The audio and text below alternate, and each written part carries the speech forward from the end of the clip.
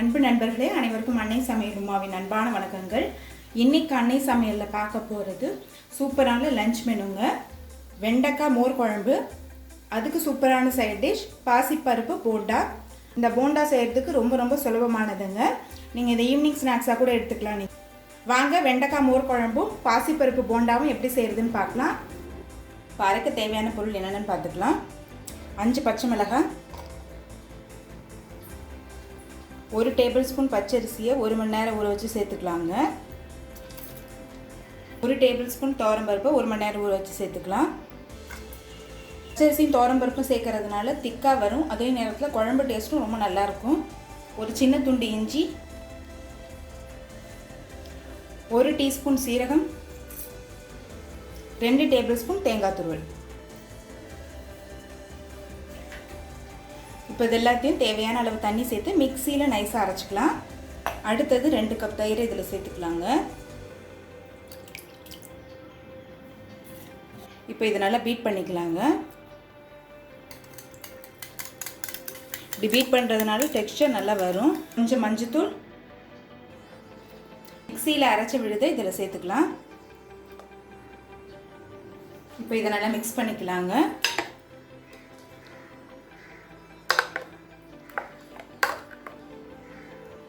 இப்போ இதை நல்லா மிக்ஸ் பண்ணியாச்சு. இப்போ இதை எடுத்து தனியாக வச்சிடலாம். அடுத்தது 1/2 கப் வெண்டைக்காயை இதில் சேர்த்துக்கலாங்க. தேவையான அளவு உப்பு,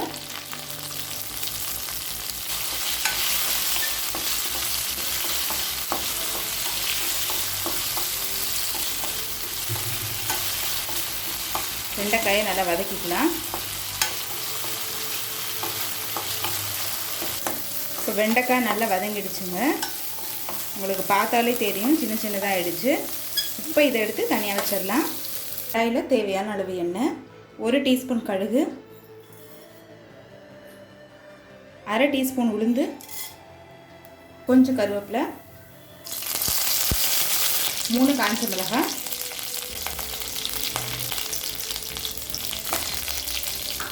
கொஞ்சம் பெருங்காயம், 1 வெங்காயத்தை சேர்த்துக்கலாம். வெங்காயம் நீங்கள் விருப்பப்பட்டால் சேர்த்துக்கலாங்க.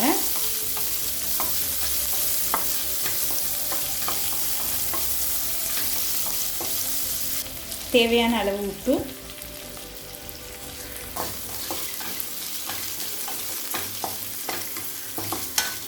அடுத்தது நம்ம தயிரை சேர்த்துக்கலாம்.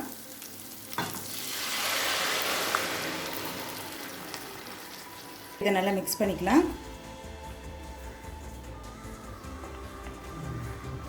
இப்போ பாருங்கள், நுரை லேசாக வருது. இந்த ஸ்டேஜில் நம்ம வதக்கி வச்சுருக்க வெண்டைக்காயை சேர்த்துக்கலாம். நல்லா மிக்ஸ் பண்ணிடுங்க.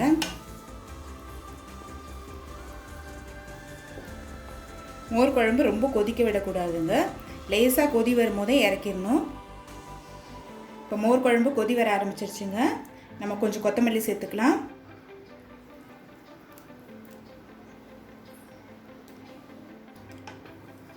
மோர் குழம்பு பாருங்கள், நல்லா திக்காயிடுச்சு. இதுதான் கரெக்டான கன்சிஸ்டன்சி. ரொம்ப கொதிச்சதுன்னா மோர் குழம்பு திரிஞ்சு போயிடும். மோர் குழம்பு ரெடி ஆகிடுச்சு.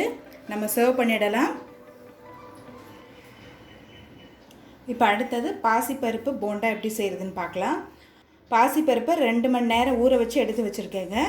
இப்போ இதை மிக்சியில் அரைச்சிக்கலாம். தண்ணி எடுத்துருங்க. வெறும் பாசிப்பருப்பை மட்டும் சேர்த்துக்கலாம்.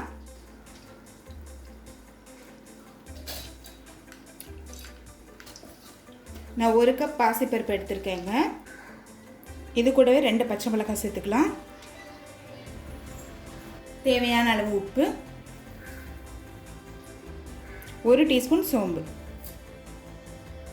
இப்போ இது எல்லாத்தையும் மிக்சியில் கோர்ஸாக அரைச்சிக்கலாம். நான் தண்ணி சேர்க்கவே இல்லை. தேவைப்பட்டால் கொஞ்சமாக தண்ணி சேர்த்துக்கோங்க, போதும். ஒரு பவுலில் நம்ம அரைச்சதை மாற்றியாச்சு. பொடியாக நறுக்கின இஞ்சி,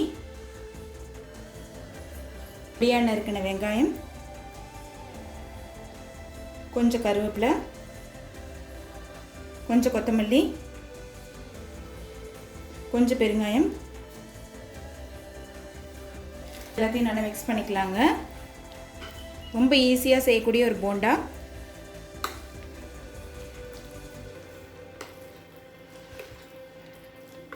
ஹெல்த்தியான ஒரு போண்டாவும் கூட. இப்போ இது எல்லாத்தையும் நல்லா மிக்ஸ் பண்ணியாச்சு. எண்ணெயில் போட்டு பொரிக்க ஆரம்பிச்சிடலாம். இப்போ எண்ணெய் நல்லா சூடாகிடுச்சுங்க. நம்ம போண்டா போட்டுடலாம். ஸ்டவ்வை மீடியம் ஃப்ளேமில் வச்சுக்கோங்க.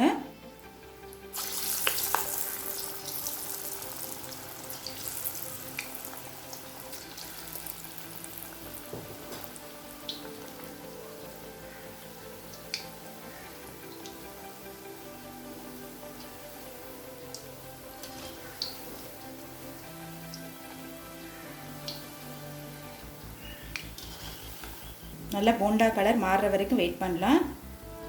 ஸ்டவ்வை மீடியம் ஃப்ளேமில் வச்சுக்கோங்க. ஹை ஃப்ளேமில் வச்சதுன்னா வெளில தீஞ்சு போயிடும், உள்ளே வேகாது. இப்போ போண்டா கலர் பாருங்கள், நல்லா மாறிடுச்சு. நம்ம சர்வ் பண்ணிடலாம். இப்போ பாசிப்பருப்பு போண்டா ரெடி ஆகிடுச்சுங்க. சர்வ் பண்ணிடலாம். சுவையான வெண்டைக்காய் மோர் குழம்பு ரெடி ஆகிடுச்சு. அதுக்கு சூப்பரான சைட் டிஷ் பாசிப்பருப்பு போண்டாவும் ரெடி ஆகிடுச்சு. ரெசிபியை ட்ரை பண்ணி பாருங்கள், கண்டிப்பாக உங்களுக்கே பிடிக்கும். ரெசிபி பிடிச்சிருந்ததுன்னா வீடியோவை லைக் பண்ணுங்கள், கமெண்ட் பண்ணுங்கள், ஷேர் பண்ணுங்கள். இது வரைக்கும் அன்னை சமையல் சேனலை சப்ஸ்கிரைப் பண்ணலன்னா சப்ஸ்கிரைப் பண்ணுங்கள். தேங்க்யூ.